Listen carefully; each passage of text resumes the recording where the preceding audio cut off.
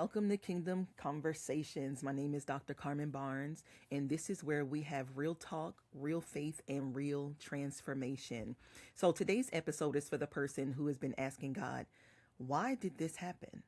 Why did that door close? And why did that relationship change? Better yet, why did that opportunity fall apart? Why did the plan I prayed over not happen the way I expected? And why did I feel led in one direction only to find myself rerouted?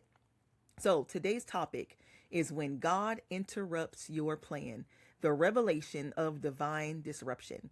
So there are moments in life when God will interrupt what you plan because he sees what you cannot see. And while disruption can feel like confusion, loss, rejection, or even failure, sometimes disruption is heaven's way of protecting your future. Some things did not fall apart because the enemy won. Some things fell apart because God would not allow you to build your future on something unstable. Let us look at Proverbs 16:9. A man's heart deviseth his way, but the Lord directeth his steps. We make plans, we set goals, we even write visions. We prepare, we pray, and none of that is wrong now. But the revelation is this right here. We may plan the road, but God directs the steps. There is a difference between a plan and a purpose. A plan is when something makes sense to us. A purpose is what God has ordained. A plan may be good, but purpose is God breathed. And sometimes God interrupts a good plan because he is leading you toward a greater purpose. Disruption can be a divine protection as well. There are doors you cried over that later became doors that you thank God for closing. At the time, you even may have felt rejected, right? You may have felt overlooked. You may have felt confused because you knew you had the ability, the heart, the gift, and even the desire, but God sees beyond the opportunity. He sees the atmosphere connected to it. He sees the people connected to it. He sees the warfare connected to it. He sees the price connected to it. He sees what that door would have caused your peace, your family, your integrity, your calling, and your future. Sometimes we ask God to open the door, but God sees that the room behind the door would drain us, delay us, or even damage us. So God does not only protect you from what is bad, sometimes he protects you from what is premature. A premature blessing literally can become a painful burden. There are things that you may have been even gifted enough to do. There are some of us who are very gifted, right? But not graced to carry it in that season. That is why discernment is so important, right? Just because you can do something does not mean you are assigned to it. Not every open door is God, not every closed door is the devil, and not every delay is denial, and not every interruption is destruction. Sometimes God is preserving you, and God will interrupt what you are trying to force. There are things that require faith, but there are also things that we must stop trying to force because we are afraid of waiting. We force relationships because we do not want to be alone. We force ministry connections because we want access. We force business opportunities because we want money. We force platforms because we want to be seen. We force timing because we are tired of feeling behind. But anything you have to manipulate to get, you may have to manipulate to keep. I think I want to say that again. Anything you have to manipulate to get, you may have to manipulate to keep. God does not need manipulation to fulfill his promise. And we know the word says that manipulation is as good as witchcraft. So imagine operating in that unknowingly. You don't even realize it. You feel like you're doing a good thing, but you're really doing yourself a disservice. If God ordained it, he knows how to establish it. This does not mean we do nothing, right? Faith requires movement. Faith requires obedience, and faith requires preparation. But there's a difference between obedient action and anxious striving. Obedience says, God, I will move when you say move. Anxiety says, God, I have to make this happen before I miss my moment. But you cannot miss what God has ordained for you by obeying him. You may miss a counterfeit opportunity. You may lose access to people. You may even outgrow a former version of yourself. But you cannot miss God's purpose when you remain surrendered in his direction. Divine disruption exposes what we have built on our identity, or should I say, what we have built our identity on. Sometimes a disruption hurts so deeply because it touched something we had unknowingly tied our identity to. Maybe it was a title.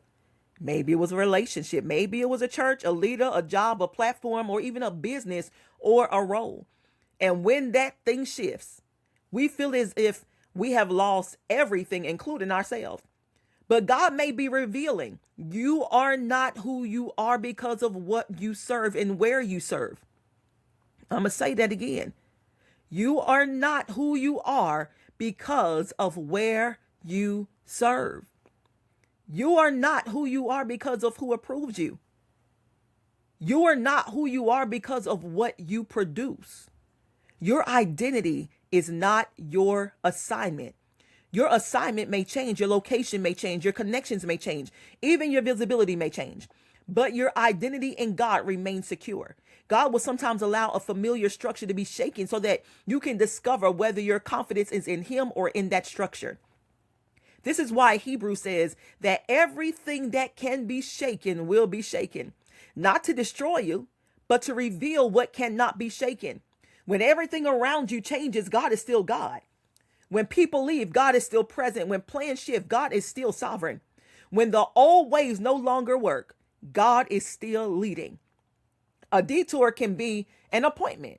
In Acts chapter 16, the Apostle Paul wanted to go into a certain region to preach, but the Spirit would not permit him.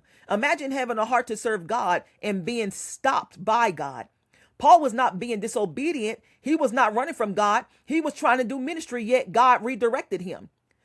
Then Paul received a vision of a man from Macedonia saying, come over here and help us. What Paul thought was a delay was actually divine direction. If Paul had forced his original plan, he may have missed the Macedonian assignment. And this is important. God may close one route because there is an assignment waiting in another direction. Your detour may not be a delay. It may be an appointment. The thing that feels like a setback may be positioning you to meet someone, reach someone, build something, or become someone you could not have encountered on your own original route. Do not curse the detour before you ask God what is on the other side of it. God interrupts to upgrade your capacity. God often disrupts our routine because routine can become a comfort zone for some of us, and comfort zones can become cages. You may feel comfortable where you are, but God may be calling you higher. You may have mastered one level, but God may be preparing you for another. You may be faithful even in your current assignment, but God may be expanding your capacity for greater impact.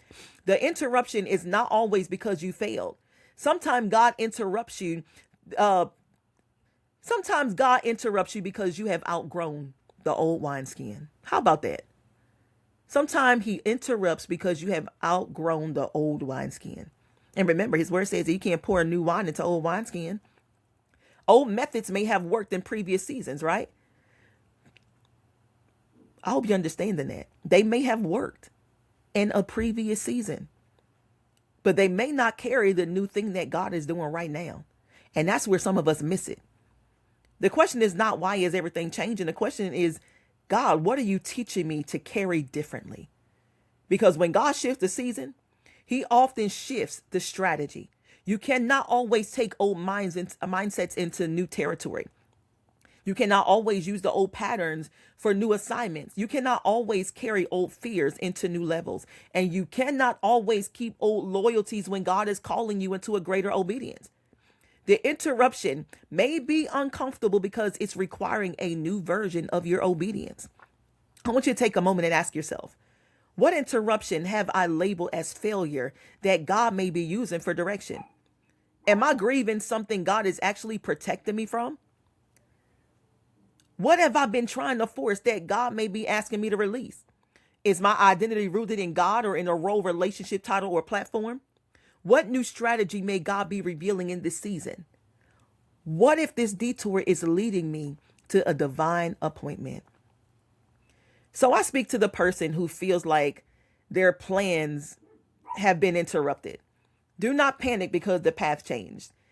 God is not confused about your future. He is not late concerning His promise. He is not intimidated by what fell apart. He is not limited by who walked away. He is not finished because the plan did not unfold the way you expected. There are things God is closing because they cannot go with you. There are things God is moving because they cannot carry you your next season. There are patterns God is breaking because they cannot survive where He is taking you. There are plans God is interrupting because He has greater things than what you have even imagined. You're trying to hold on to something, but He's trying to release something even greater into your hands. The disruption may be painful, but it is not pointless. God is still directing your steps. He's still preserving your purpose. He's still building your capacity, and He's stretching and increasing you in that area. God is still aligning you with destiny. So do not fight the hand of God when He is trying to redirect your feet. So this is Kingdom Conversations, where we have real talk, real conversation, real transformation, and real faith. I want you guys to go ahead, follow, subscribe, and even share this episode with someone who needs to hear this. God's interruption may be the beginning of your divine assignment.